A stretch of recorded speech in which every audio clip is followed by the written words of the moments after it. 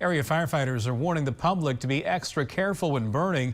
About 4 o'clock this afternoon, fire crews were called to a building that was fully engulfed on a county road near Warsaw.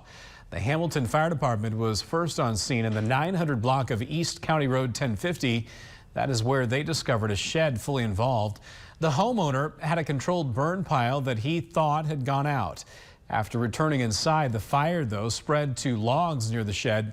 It took about 20 minutes to extinguish the fire, and crews from Warsaw, Carthage, Lima, and Tioga were called to assist. There were no injuries, but the assistant fire chief says this is a good reminder to pay close attention when you burn. With the lack of rainfall and the high temperatures, just if you have to burn, just burn with caution, because it can get out of control pretty quick. And then this is the end result. We have 4 departments around the tri-state area having to come in and put it out.